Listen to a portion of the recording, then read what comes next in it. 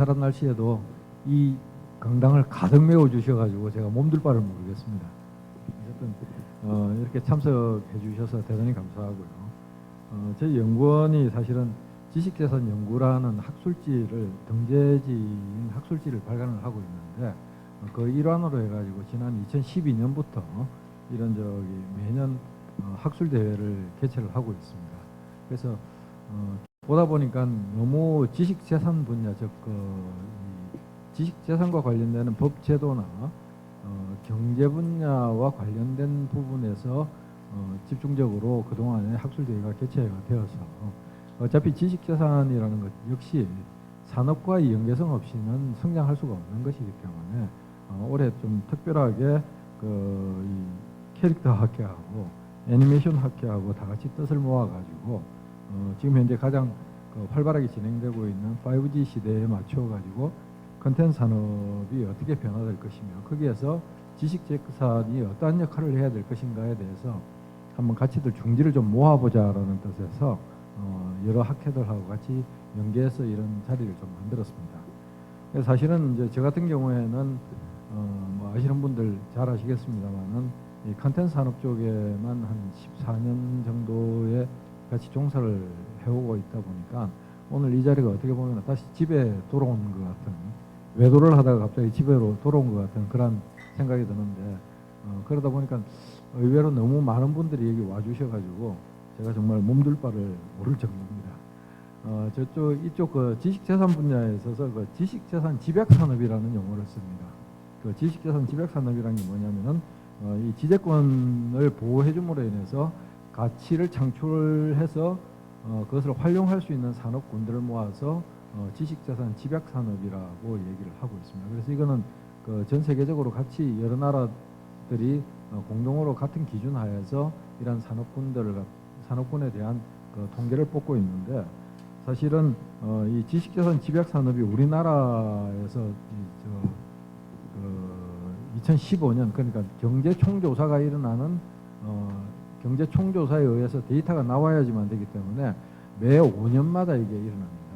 그런데 지금 현재까지는 이제 2015년께 가장 업데이트되어 있는 그 수치인데 2015년 현재로 보니까 우리나라 전체 고용에 있어서 29% 정도를 차지하는 것이 지금 지식재산 집약산업으로 지금 나타나고 있습니다. 그런데 그 여러 가지 산업들 중에서 여러분들 잘 아시겠습니다만은 저희들 표준 산업 분류 체계에 의해서 주로 이제 제1섹터 쪽에 포함이 되는 거죠. 그 부분에서 특히 이제 저희들 특수 분류로 나오고 있는 컨텐츠 산업이 굉장히 중요한 자리를 차지하고 있습니다. 예를 들어서 제가 요번에 보다 보니까 뭐 요번에 제가 지금 이제 콘진원에 있어서 뭐 더 업데이트된 자료를 볼 수 있었을 텐데 지금 현재까지 발표되어 있는 걸 보면 2017년 현재까지의 자료밖에 안 나와 있지를 않아서 그걸 찾아보니까 게임 산업이 제가 있을 때 10조를 넘었다고 그랬는데 지금 보니까 2017년에 11.3조더라고요. 11.3조고 그 다음에 음악이 5.8조, 영화가 5.5조, 그리고 애니메이션이 6,600억 정도 되고 하는 등등 해가지고 저작권 집약 산업이라고 이제 흔히들 얘기를 하는데 콘텐츠 산업이 저작권 집약 산업으로 해가지고 전체 통계를 쭉 뽑아보다 보니까 엄청나게 큰 산업 규모를 가지고 있음에도 불구하고 요즘에는 아시다시피 컨텐츠 산업 쪽에 있어서도 단순하게 저작권만의 문제가 아닙니다. 사실은 이제 특허나 상표나 디자인과 같이 산업재산권과의 융합, 그러니까 연계도 상당히 많이 고민되어야 되는 시점인데 어쨌든 그런 측면에 있어서 이 컨텐츠 산업이 또 다른 지식재산 산업, 집약산업의 일환으로서 큰 비중을 차지하고 있다 이렇게 제가 지금 느껴지고 있는 것 같습니다. 특히나 이제 콘텐츠 산업 쪽에 있어서 사실은 여러분들 아시다시피 수출되는 것이 2016년도에 57억 불에서 2017년도에 86억 불로 엄청나게 크게 증가를 했더라고요. 거의 한 50% 가까이 증가를 했는데 제가 조금 통계를 보면서 좀 갸우뚱하기는 했는데 특별하게 이러한 2016년 대비 17년의 변화가 콘텐츠 산업에 있어서 그렇게 크게 있었나 하는 데 대해서 조금 뭐 일반적인 상식적인 측면에서 조금 궁금해하기는 했습니다만 어쨌든 이런 상황 하에서 보면은 해외 진출의 방법 중에 거의 한 40%를 차지하는 게 라이센싱 내지는 IP의 그 수출이었습니다. IP의 수출이었는데 이러한 부분들이 결과적으로는 컨텐츠 산업에 있어서도 상당히 많은 저작권뿐만이 아니라 방금 말씀드린 산업재산권에 대한 그 해외 진출, 그것을 이용한 해외 진출이 굉장히 활발하게 일어나고 있는데 아주 아쉽게도 컨텐츠 산업 분야에 있어서 이러한 것과 관련된 통계가 굉장히 미미합니다. 지금 보면 굉장히 미미하고 그러다 보니까 지식재산을 활용을 어떻게 더 컨텐츠 산업에 있어서 더 촉진시키고 더 보호해주고 그리고 또 해외에서 국내외에서 그 쉽게 얘기하면 탈취되는 이러한 지식재산권을 어떻게 어느 정도의 규모가 문제가 되고 있는지 하는 것들에 대한 것들을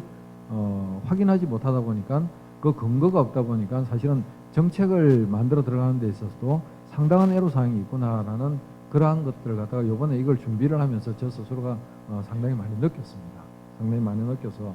어쨌든 이 컨텐츠 산업이 이제는 단순하게 그냥 그 일종의 뭐 문화 산업의 일종이라고 해가지고 그쪽에만 관심을 가질 것이 아니라 사실은 컨텐츠 산업이 탄생되게 된 것도 결과적으로는 디지털화와 온라인화가 그 밑바탕이 된 것이거든요. 그러다 보니까 디지털화와 온라인화가 되다 보니까 거기에는 분명하게 특허나 디자인이나 상표와 관련된 다양한 문제점들이 발생될 수밖에 없는 그러한 현황에 처해져 있음에도 불구하고 거의 20년 가까이 이게 이 부처가 달라서 그런지는 모르겠습니다만 상당히 단절되어 있다라는 그런 생각을 제가 이번에 이것을 준비하면서 많이 느꼈습니다. 그래서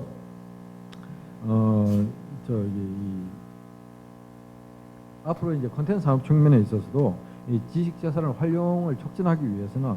정확한 시장 규모나 활용 현황, 보호 수준 등의 파악을 같이 해 들어갔으면 좋겠다라는 그런 생각이 듭니다. 그래서 어쨌든 간에